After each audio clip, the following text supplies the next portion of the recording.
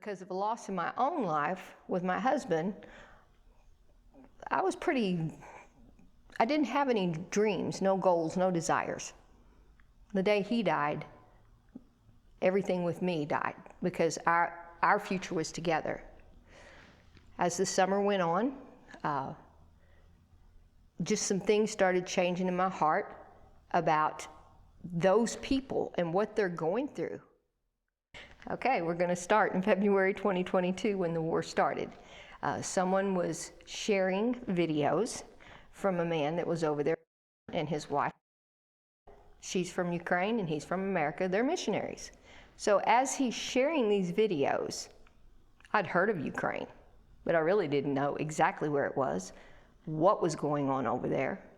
But he would share these videos, he was showing things. Now, also the mainstream media was, but I tended to follow him more because he actually lived there. And I was like, wow, what in the world is going on over that way? And I've got multiple videos from different sources from there that are now coming up in my news feed or my memories. And it's like, oh my word, because we forget so easily. Mm-hmm. Just the complete wiping off of the map of cities. They're gone. A year ago they were here, now they're not. Now a year later the war's still going on. I'm going to assume Putin thought he would just sweep in and that'd be it. I think a lot of people thought that. I did. Yes, the Ukrainian people are very resilient because I'm not going to give a history lesson here because if people are really interested, they'll start looking at it. Yeah.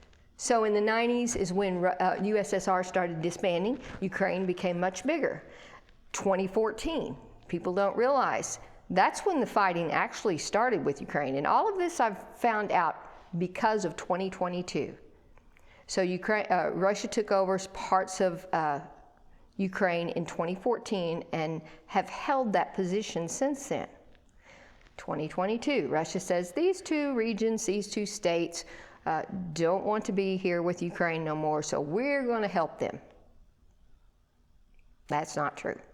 True Ukrainians do not want to be a part of Russia.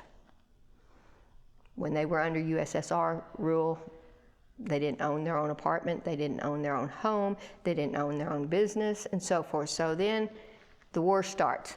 I'm watching videos, I'm seeing what's happening over there.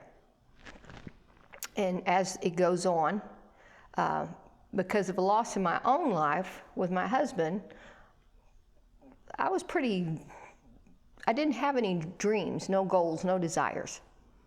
The day he died, everything with me died because our future was together. As the summer went on, just some things started changing in my heart about those people and what they're going through.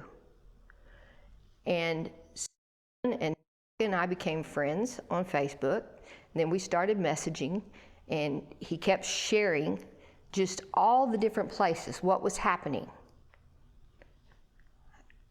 So at one point he said, we need people to come. We need hands. And I sent him a message and I said, you know, I can't speak the language. And honestly, I didn't even know what the language was. I thought, well, it must be Ukrainian. Well, actually more people speak Russian there than they do Ukrainian. So I'm like, I can't speak it, I can't understand it. He said, it doesn't matter, we just need people. I met up with a person out of Michigan, and their family has in the past adopted 10 Ukrainian boys.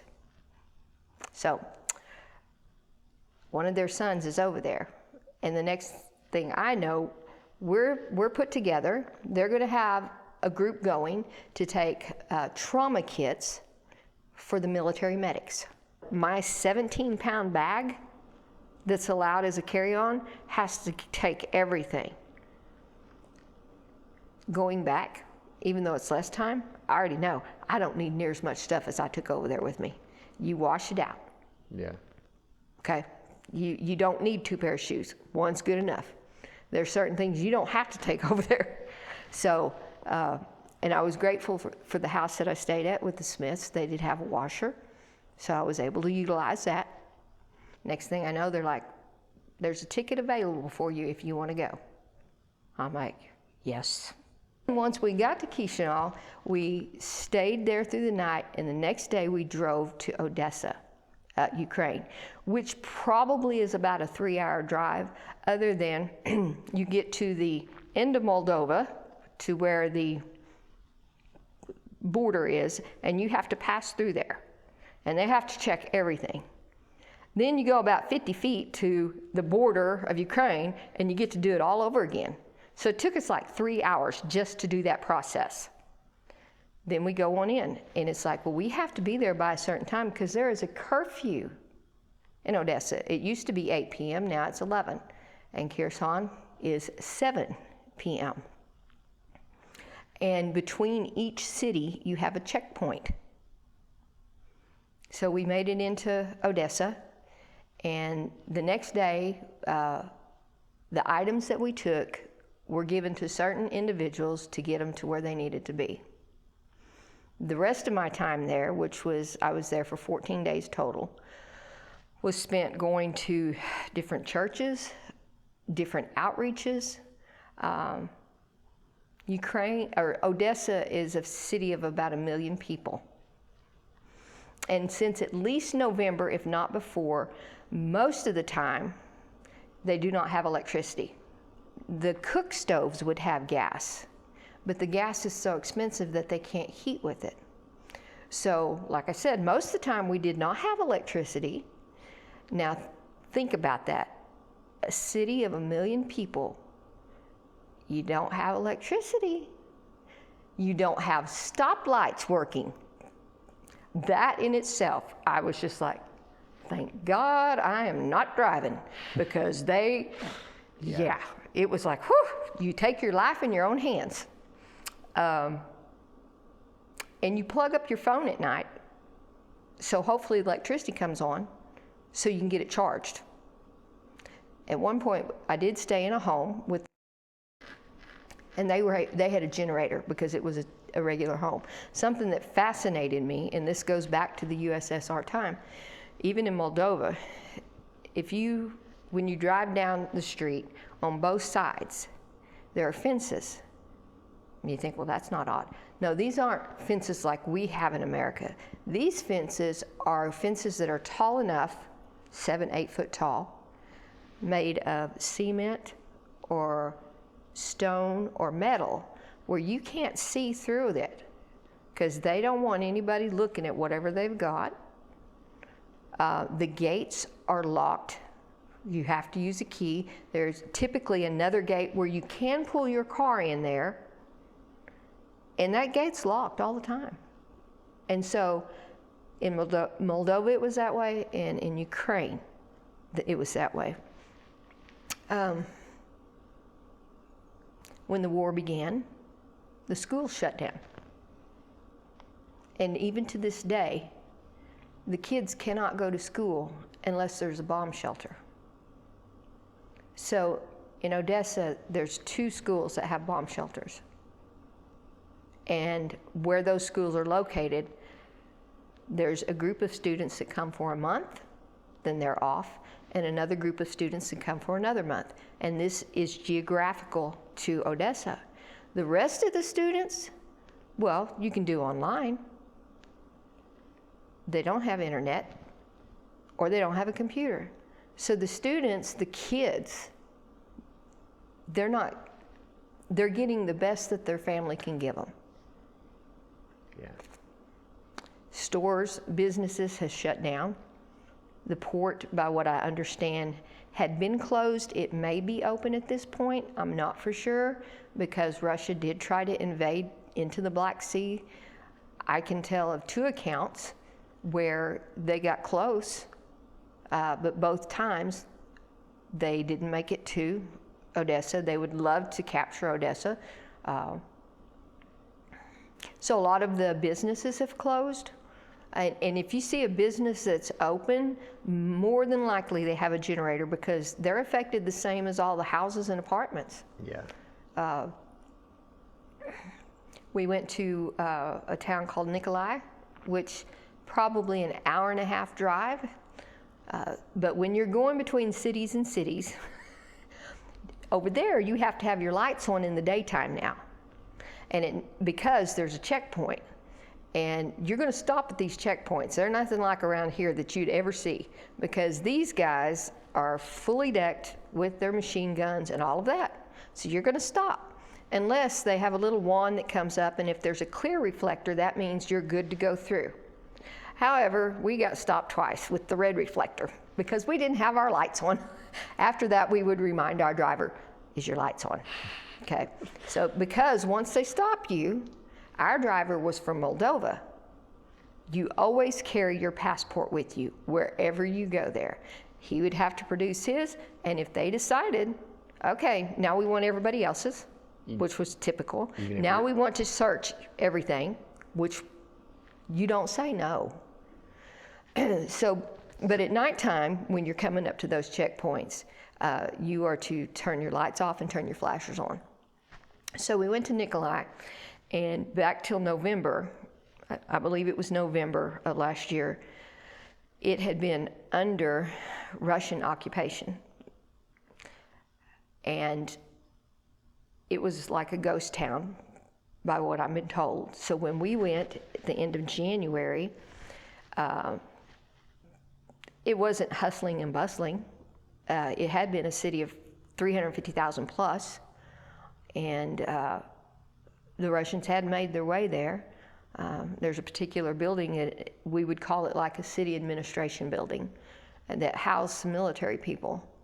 And I have a picture I'll share with you, but that picture, what it's depicting, looks like, well, maybe it's made this way, sorta, but 3/4 of the building and the quarter over here and right through the middle is where a missile the size of a small airplane went through at 8 o'clock on a whatever work day it was. So I don't know how many people were killed there, and there's other remnants, but it is now open. We went to Kherson, which is about another hour and a half away, and now all of that had been occupied until November. And so occupation means that the Russians have made their way in. They're living there. They're doing whatever they want to do, which includes putting landmines out everywhere. The Ukrainian army was able to drive them back, and Kherson borders a river. They drove them over the river and bombed their own bridge. So the Russians are on the other side of the river, which is not very far from this side. Why they would go into these communities, which they call villages, and I tried to get clarification what a village is. A village can be 15 people, it can be to 40,000 people. And I said, well, what's the difference in a village and a city?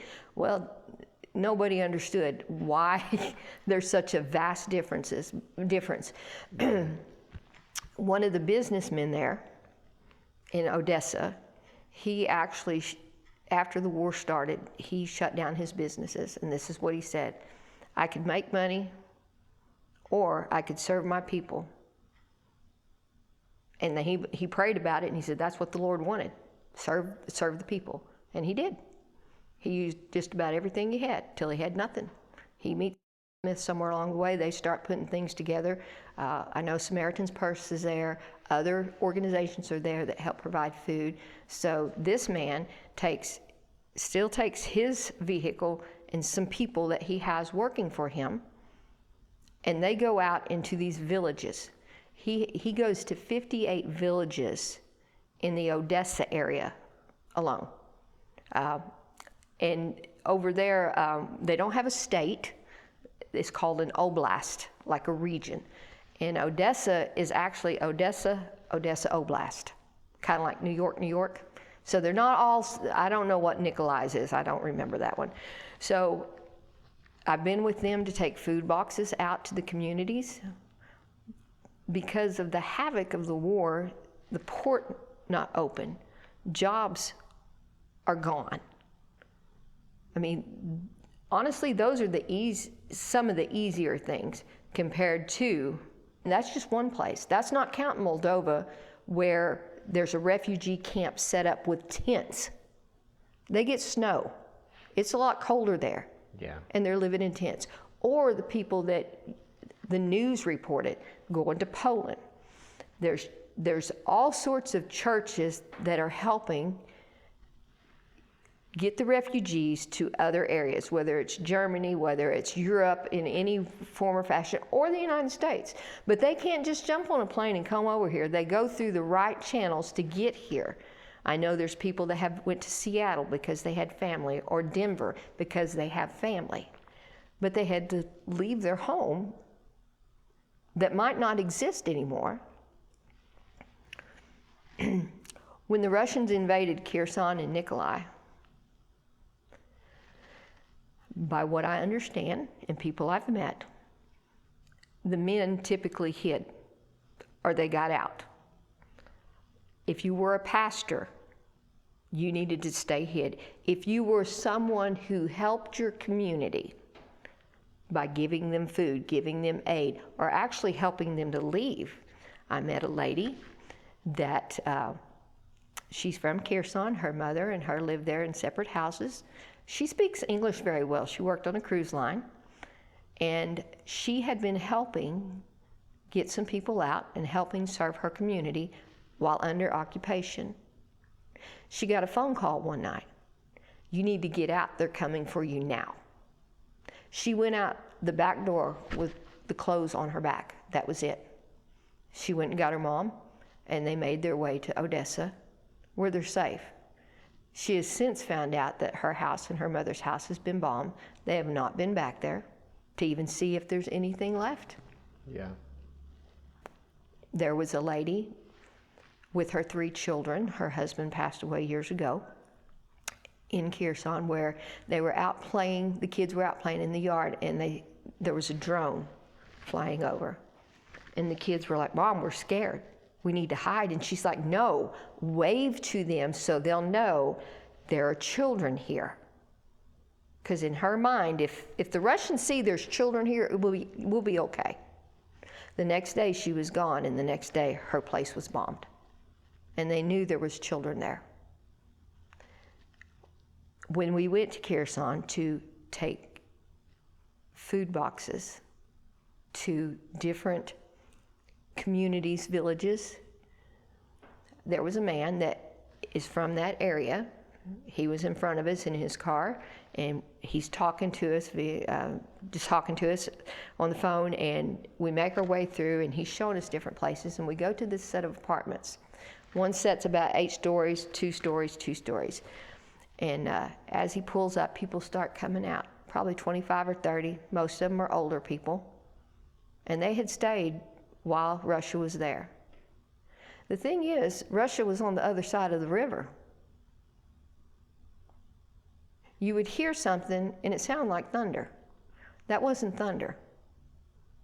And most of the time it was off in the distance, but as we got closer to the river, and then we go to these apartment complexes, we're standing there, and this man is speaking to them in Russian, which I do not understand. But you can watch their faces, you can watch their movements, and you get a gist of what is going on. Yeah. And as we're standing there, back behind us, not very far, there is a loud boom. They didn't move. They didn't flinch. They just kept listening. He just kept talking. It was starting to get dark, and he was more concerned about it getting dark than what happened over here, because he knew when it got dark, that's when they were going to start just shooting willy-nilly, just whatever. It's like, well, why? There's not an electrical plant here. There's not a water supply necessarily right here. There's no military installment, but that doesn't matter. They're going to shoot whatever. So, I told you Odessa, electricity is affected. Nikolai, they have electricity, but they have no water. A whole city with no water. I don't even know how they function. Yeah, that's impressive. And then you go into Kherson, they have electricity and water, but they got the Russians across the river shooting regular guns, missiles, rockets, whatever, just whenever. So it has given me a totally different perspective The children who are so innocent and clueless. The moms and dads who, I can't even imagine being a parent with a small child over there and having to go to a refugee camp. One village that we went to, and I've got some pictures on this one, going toward Kherson. It's in a farming community. And it's like 3 streets wide, 3 streets this way with the school. And as we came into it, I'm thinking, surely there's nobody here. There can't be anybody here, because most of the homes are demolished. And the other homes they've got holes from shrapnel, from anything. Yeah. And the Russians had lived there for a period of time. There was one couple that stayed, a man and a wife, older. And then one family, so we pull up with the food boxes, and here comes 15 people or so. One little boy there, about 10 years old. He's the only one. The other ones haven't come back. I saw his mama, I saw his grandparents. His dad was somewhere around. And they didn't have electricity, so they don't have running water. They had an outhouse for us to use, which I was very thankful at that point, because the last town we was in didn't have running water, so they had no bathrooms to use. They were appreciative. They're strong people, very giving people. But you sure see the wear and tear on them. Yeah. It's interesting. It seems like the less people have, the more they're willing to give. I've found that so true. I have found that very true. I know people that have the means, but they don't. Yeah. For myself, I work 2 jobs. I'm a widow. My husband's company was able to keep his life insurance, and I'm not even going to go into all of that. So for me to go, I feel like I'm the least of the least to go. And they all thanked me for coming. When I got there, I thought I was going to be using my hands to do things. Mm-hmm. Yes, we did pack bread with a group of ladies, with that businessman, because once a week he does bread line. This last week he had 1,000 people. The week we were there, it was 800. And they wait 2 hours for a loaf of bread. Now, they get the loaf of bread, but there's also going to be some preaching. And you can't tell me all them people are just there for a loaf of bread. They're looking for hope, because they're scared. Yeah. And there's people coming. And so then it encouraged me to talk to him. There was a translator there. So I had to learn to do that. You think, well, it's not that hard. Oh, yes, it is. Because I say something and then he says it. And then I say something and he says it. And at one part I'm like, I forgot where I was at. Give me a minute. Okay, we got it. We're back together. And so you're telling these people, why did I come? Well, for me, it was pretty simple. God laid it on my heart because He showed all of you. I already love you. I already think about you. I already pray for you, because you are just living life, and in comes the evil. They're just living life. Yeah. That's it. And so for me to go and just try to be an encouragement, try to help in any way, they look at Americans as almost in awe, which kind of is odd to me from my perspective. Yeah. They have the ideal of Hollywood, okay? But then they also, these people that we're going to see, that others have gone to see, they think everybody in America is just wonderful, that we are good people, that we're all good people. Yeah. And it's like, No. Over there, I watched people after dark, women, walking up and down the street, going to get their groceries or going to the pharmacy or whatever, and they were safe. Kids able to go across the street to the park without the parents because they were safe. I live in a decent place, but I wouldn't let my granddaughter go out by herself. There's no way. So they look at us in a different light. And so they were very appreciative. And as I would relay why I was there, what drove me to be there,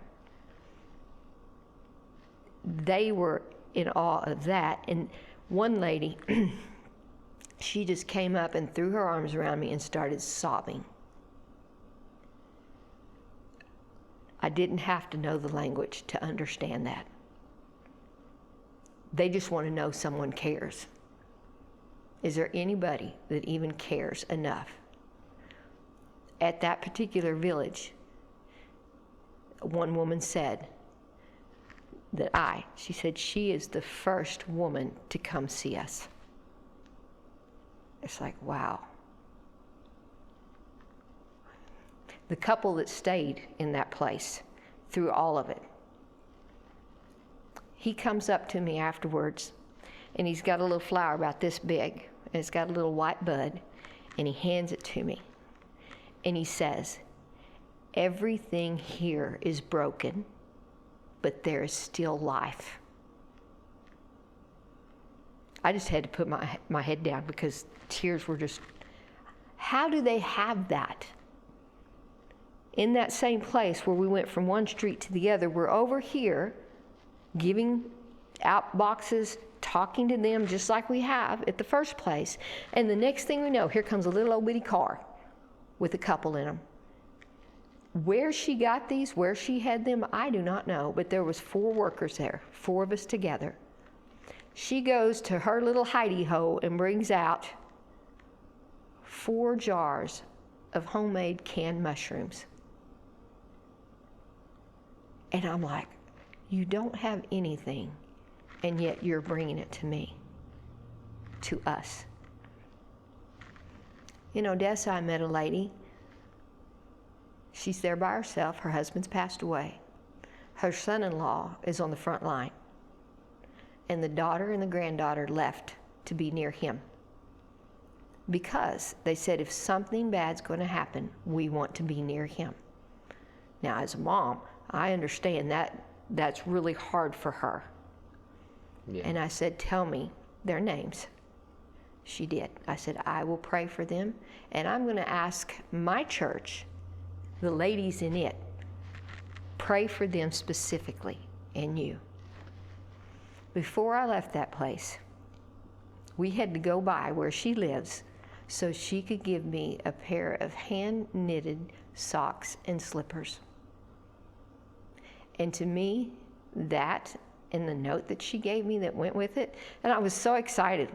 I come back here to the States. I had looked at the slippers, but I hadn't looked at the note. So I finally get back. I finally settle down.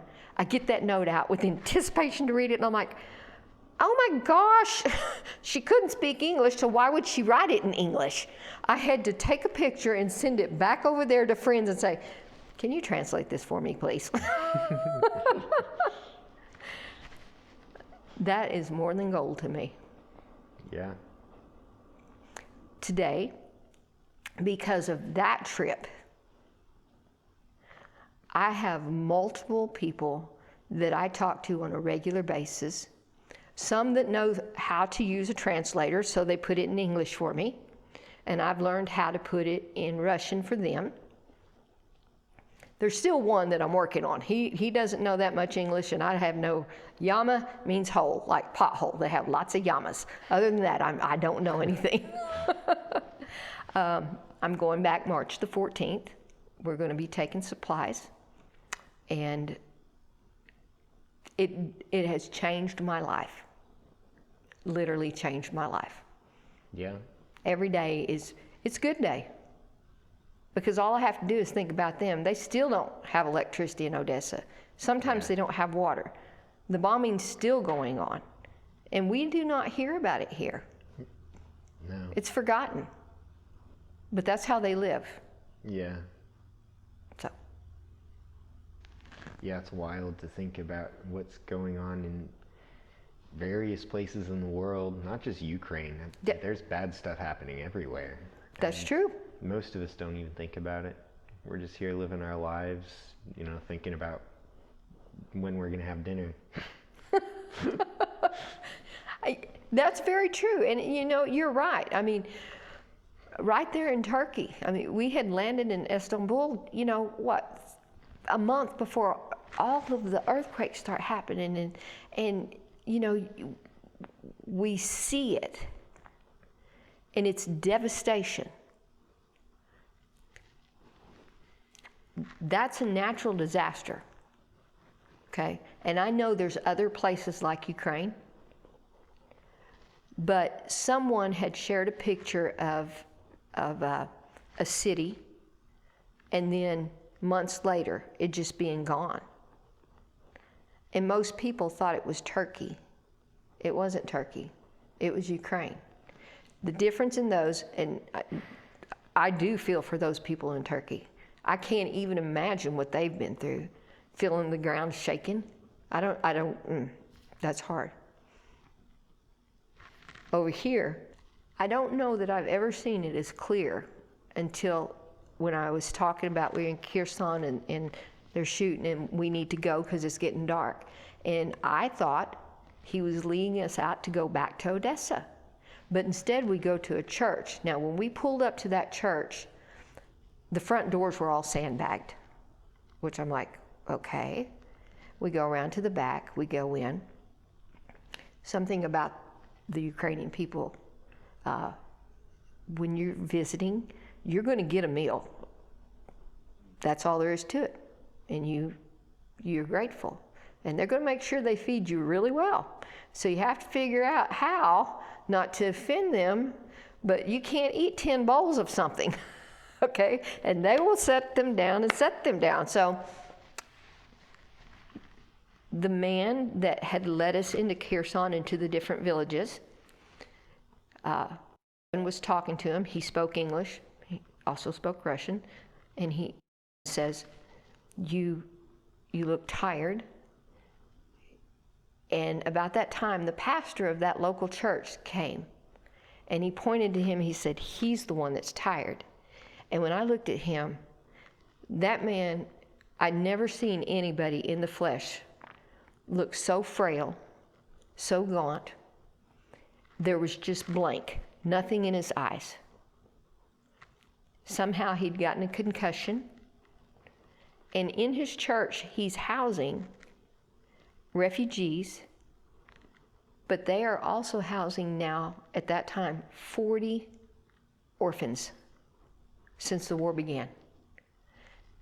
A pastor is usually the leader of a church, a group.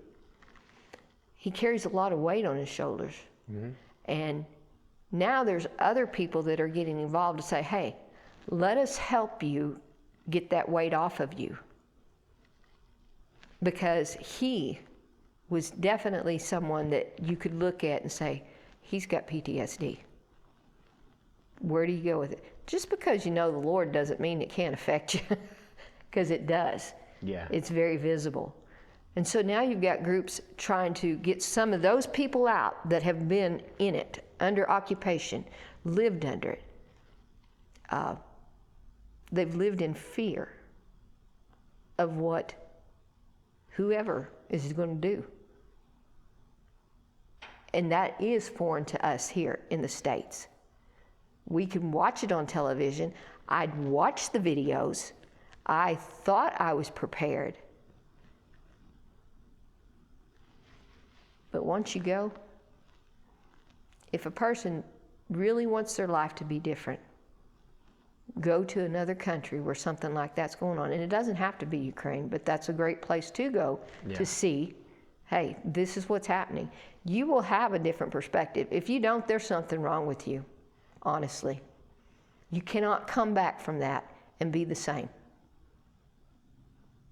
That's why when you said, what kind of day is it? It's a great day. I have electricity. I have heat. I have a car. I don't go through one checkpoint. Not one checkpoint. You know, I don't have to show my documents to anybody.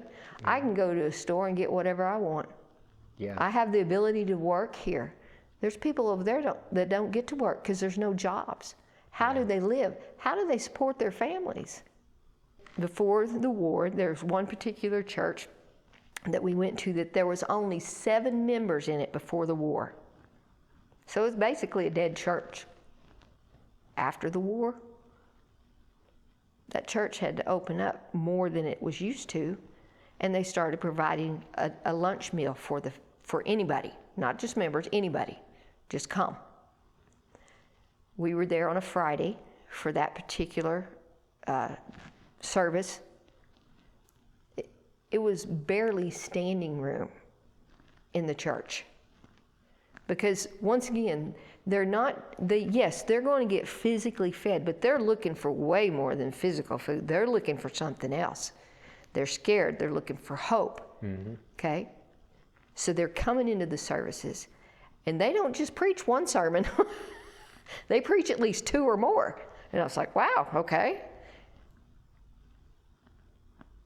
They do that every day. And they're not the only church. There's another church we went to. They serve supper every night. Every night. To be a blessing to their community, to their church people, but to their community. They provide food bags on Sundays after church for their community. Whereas, that's one area. Whereas the businessman over here, he is doing the food boxes and the breads. And so you've got so many different people. And somewhat, well, one person can't make a difference. Yes, you can. I promise you, you can. And I do not say this in any bragging way. But you can go to this one village and say my name, Stephanie. And they're going to know exactly. Because when a group went back a couple of weeks ago, there was 10 of them with 3 vans full of stuff. And they were able to work on one roof. Because somebody was living in that house without a roof. So they were working on one roof. There was a man there that he didn't speak Russian, but he went down just trying to be a blessing. He's not good with construction. He didn't have an interpreter, but the story was relayed back to the interpreter. He says, I don't know what them people were saying, but I know who they were talking about because they said Stephanie's name 10 times. Now, what did I do? I didn't physically do much labor. I handed them a box of food, but I shared with them, this is why I'm here, because you are not forgotten. I know I'm not the only person in America that thinks of them and prays for them. But they do know one American that does. Because they're in my heart now. It's easy to love them. Yeah. It's easy to go back. Yeah. When I do go back, what's going to be hard is when I have to leave and come back here. Yeah. Because my heart's there. And I really believe that it won't be long that I'm going to go back over there and stay long term. Because they need people to help. They need people that care. Yeah. So yes, one person can make a difference if you're willing. So would you say that you've found purpose in helping Ukraine? Yes. So say that 2 years from now, everything in Ukraine is a lot better and they're not at war anymore. Ukraine is independent. They've got everything mostly patched up. What would you do then? It'd be hard to leave there. It's like a family. It really is. Those people have become an extended family. And that is definitely the goal for the war to end. But even if the war ended today, 2 years from now, it's not going to be where it needs to be. Complete cities are wiped off. The trauma that's being dealt with for years to come. Yeah. You know, So would I leave? Well, you know, if the Lord said, okay, you're done here, you need to go back and whatever, I'm fine with that. But I can see myself being there long term, just helping those people, working with them, loving on them.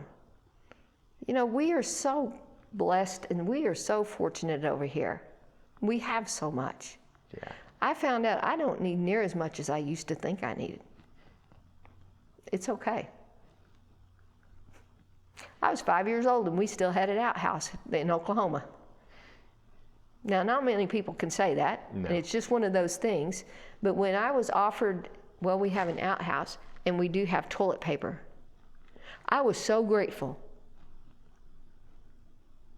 And I was so thankful. They, you know, that's the best they had. That's okay. It's okay. Yeah. Oh, I got asked so many questions before I went. And you want to hear my standard answer? Sure. I don't know. Well, what are you going to do when you get there? I don't know. Where are you going to stay? I don't know. There were so many I don't knows. Everything I did was on faith, and I'm like, Yeah. okay, Lord, you have given me complete peace about going there and coming back safely. I never had fear about going there or coming back. When I told you about being in Kherson and they decided to lob something over us, and it hit close. And when that bomb went off, I'm sitting here paying attention to that pastor talking to that group of people, and I'm intense. Yes, I heard it go off. How could you not? But what I did not know until later was, he says, he has a military background, he says, you didn't even flinch. I'm like, well, what did you think I was going to do? They didn't flinch. I said, I've told you all along. I know. I have that peace that passes all understanding. It makes no sense to people. It doesn't matter. I knew I'd go there and be safe. Was I ever scared there? No, not one bit. Did I understand everything that was going on at the time? No, didn't. I just went with it. Yeah. Yep. And I did learn one thing. Do not ask what you're eating. And I learned that the hard way because I got Sala, and so I ate some, and I'm like, well, what exactly is this? And the best I can describe it is this ground pig fat that you spread on your bread. And I'm like, oh, okay. And apparently that's something they like. And then I did start to ask one time, I thought, do not. Whatever it was greenish. It did not look appetizing. It was better than it looked. But after that, it's like, don't ask. Just go with it. Yeah, that's funny. Yeah, it was fun. Oh, there's lots of funny stories. If you want to hear funny, let's see. Oh, so taking a shower in Ukraine. Yeah. You waited till the electricity was on because in the houses, the water comes through a pipe heated by the electricity, and there's no holding tank. There's no hot water tank. So if the electricity goes off in 5 seconds, it's going to be ice cold. Yeah. Yeah. Whereas the apartment, another thing, in those apartments, the switches are as you enter into the bathroom. They're on the outside of the door. That one took me a little while to figure out. I thought, where's the switch? It's on the outside of the door. So someone had taken a shower. I was going to be the last one. There, I'm in the shower, and the light goes off. And I'm thinking, somebody has hit it in the hallway. I'm like, hello, someone, turn the light back on. Their door had frosted glass in it. It's like, well, that's weird. I was really happy at that point because then I could see the flickering of a candle and I realized the electricity's off. But at least the apartments had a holding tank, not a hot water tank necessarily, but a holding tank. So that worked out well. Yeah. Being used to not having electricity most of the time, we stopped at a convenience store and I'm going to the bathroom. and it's dark. And I look back for the light on the outside. There's no light. I'm thinking, where is the switch? Never mind, I just gotta go. So you get used to using your cell phone a lot. And just as I come out of the stall, the light comes on, a worker comes in, I look at her and she's looking at me, and I can only think why is this crazy American sitting in the dark? Well, because I didn't find the light switch and I couldn't figure out that there was electricity in the bathroom, that's why. So there's all sorts of things that is different. Yeah. It is different. How many times did you get to bathe when you were there? Oh boy. Yeah, that one there. 5 times, but 4 of them was because I was at a house where they had the ability to use their generator. Okay. If I'd been in the apartment the whole time, it probably would have been maybe, and this is a stretch, 3 times. I left on a Wednesday at 2:25 in the afternoon in Chisinau for about a 2-hour flight to Warsaw, Poland. Now, Arkansas time to Ukraine, they're 8 hours ahead of us, okay? 2:25, 2-hour flight. When I got off the plane, I'm by myself because I stayed extra time. And I thought, okay, I don't know where I'm going. I don't speak the language. So I just kind of follow everybody. And pretty soon I see this man with a sign that says USA. I'm like, yes, yes, yes. He speaks some English. So he tells me, go this way. To the right, they'll check your documents, and then they'll tell you where. So I go that way. I look to the right. Oh, here we go. So I go over there. No, that's not where I need to be. They don't understand what I'm saying.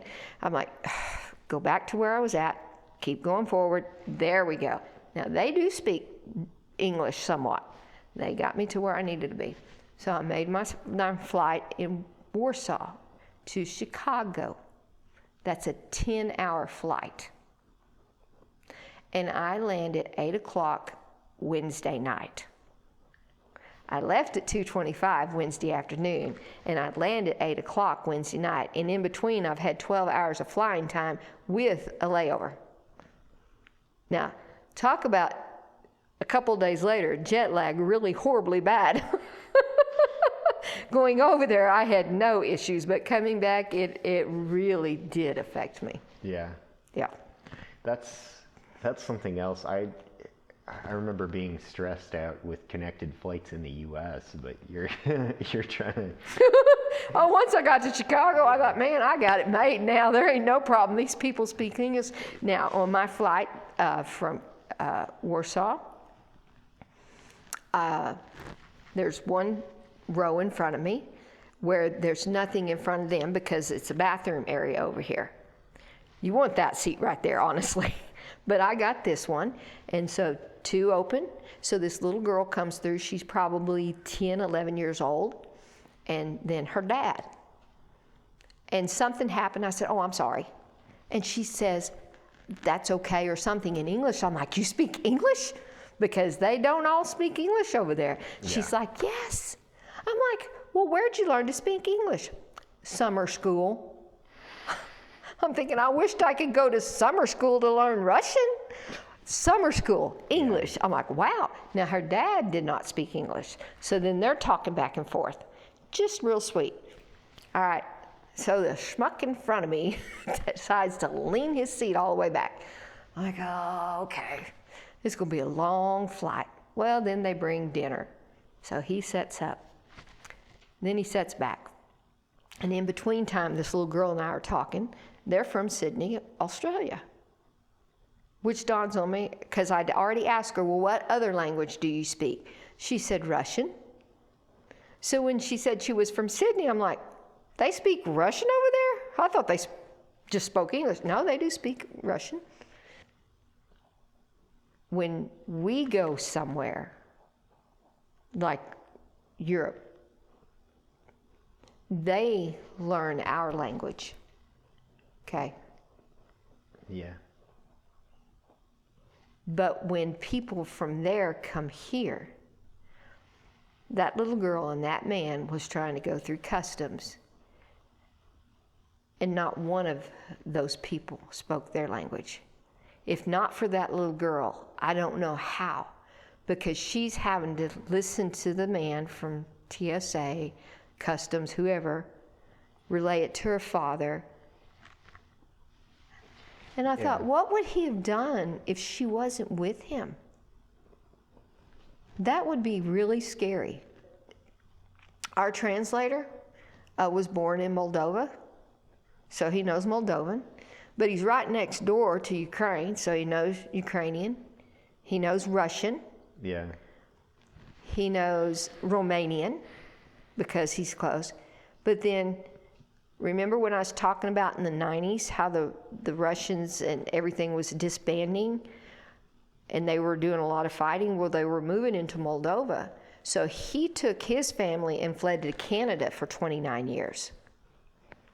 And if I recall right, that's where he learned English. But I met multiple people over there that could speak various languages. It is more difficult if English is your first language, trying to pick up that language. And I am going to learn more about that language, but just hearing it and trying to pronounce it the same way. Yeah. He's doing really well at his Russian. Now, he'll tell you, I don't speak it very well. Well, anybody that can get up and preach to a crowd in Russian, I'm pretty like, hey, good job, you know. But where he learned more of it was when the war began. His wife would go and translate a lot, but now there was the need. But the kids, now she's homeschooling. Now everything's changed. Now he's being forced into it to be more immersed and learn. And because of that immersion, he's come so far. And I've been told that Russian is not an easy language because there's some small variants that can change it drastically, and you might be saying that something you did not intend to say. Yeah. So, even with the translator app that I'm using now, as I write the words in it and it puts it into Russian and I'll send it back to whoever, Yeah. I'm always like, oh, I sure hope this is saying what I wanted to say. I just pray it does, because but they know me well enough to know that I'm not going to send them some wonky thing, but still yet, that's a fear of mine. Yeah, understandable. Fortunately, those things have gotten a lot better over the years. They used to be really bad.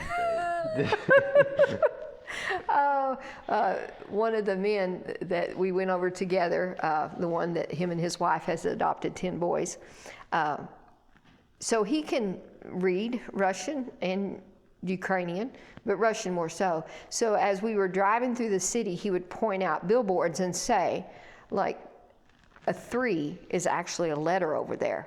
And I think it makes the Z sound, like a Z sound. And then I can't remember if it's the H that makes the N sound, but he was pointing all these things out to me.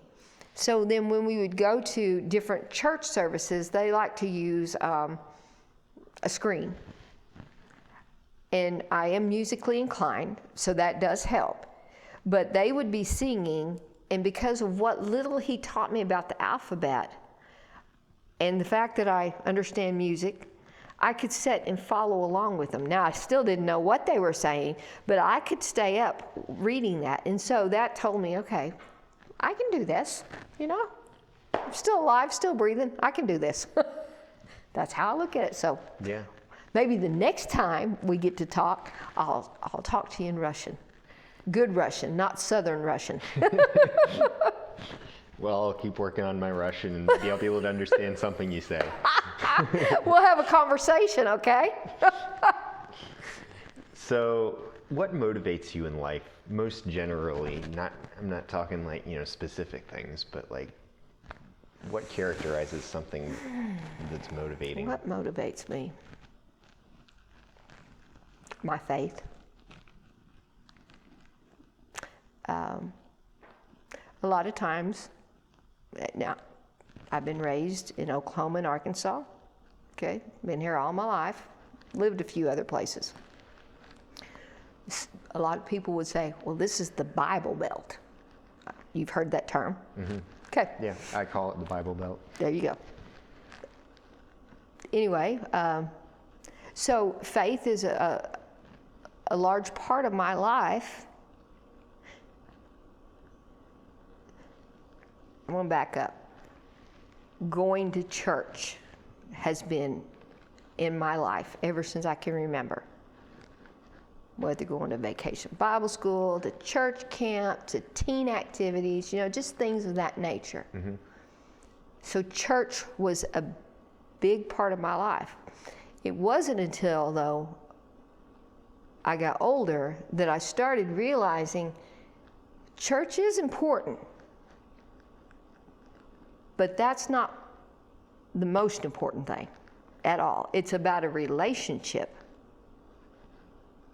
Now, that relationship is talked about at church because the relationship is with my Heavenly Father, my relationship with Jesus. Mm-hmm. That's what's most important. If the church veers from that, I stick with this. I stick with the word that I've gotten in front of me. Because not all churches are the same. Not all religions are the same. I get that. But I'm not talking religion, and I'm not talking church. You said, what motivates me is I have a Heavenly Father, Jesus, who gave himself for me, and the Holy Spirit that dwells inside of me. Not some spooky, ooey, gooey thing, nothing like that. It's nothing like that. So what motivates me is that they are in my life. That's a personal, deep relationship. How do I please my Heavenly Father? So if I please him, I'm probably going to please everybody around me. So faith is not in a religion, it's not in a church, but it's in a person.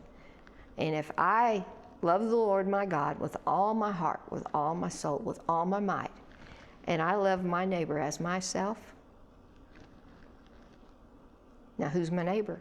It can be my neighbor here, it can be in my community, my state, my country, or it can be in Ukraine. So today, because we only have today. Yeah. Right? We think we have tomorrow, and we plan for tomorrow. But live in the moment today. Yeah. And if I'm good with my Father, I'm going to be good with mankind, because it goes this way and this way. It's not this way and this way. So that is what motivates me. Okay. So do you identify as a Christian? I do, as a Christ follower. So if you weren't a Christian, what do you think you'd be like? Oh, there's no telling. That's probably the best answer. Yeah, there is no, yes. Without the Lord, there's no telling where I would be, because my parameters are God's Word. Everybody needs boundaries, and everybody has boundaries. As a child, your parents, your school, those, right. But as an adult, do we still have boundaries? Well, sure. If I go out here and decide to drive 100 miles an hour, somebody's going to let me know there's a boundary there. Okay? Right? We have a boss. Most of us have jobs. So we have boundaries set there. Society. Now, society's boundaries change. Okay? Something that's acceptable now, 50 years ago, was not. Why? Well, because the boundaries have changed. Yeah. For me, my boundaries are set in God's Word. If I don't have compassion, if I don't have love for people, what good is it? You're not going to listen to anything I say, and you're sure not going to follow anything I do. So, without the Lord, where would I be? I could be in prison. I could see myself there. I would have done something. Probably would have choked someone to death, honestly. Don't think I don't get agitated with people, because I do. But since coming back from Ukraine, that's far different too. Yeah. Y'all can do what you want to. You can run right past me. You can honk at me, whatever. It's all right. Because I've seen where those things are so insignificant. They don't matter. Before I went to Ukraine, when my husband went through cancer, there would be frustration, because that's a hard road to take. He had it for 21 months. In the last 5 months, I was his caregiver 24/7. Wow. Okay? So I would be frustrated, and it's like the Lord reminded me, a month from now, 6 months from now, a year from now, whatever's going on at this point, is it really going to be worth getting upset about? Just let it go. Because most of what we get upset about, like you said, it's insignificant. It doesn't matter. The road rage stuff, or standing in line at Walmart. I have been back, and I've only been in the store twice, okay? But one time we had to stand there a while, and I'm just standing there. I've got other things on my mind, whatever. Yeah. That person's doing the best they can, but I could hear people behind me. It's like, really? Yeah. That person there is doing the best they can. No need to get upset. You can go home, watch ball game. Now that was being sarcastic. Sorry about that. So. What have you learned from your visit to Ukraine that you want to make sure other people get to hear? Those people are just like you and me. They were walking through life, and something happened to them that they did not cause. They didn't bring it upon themselves.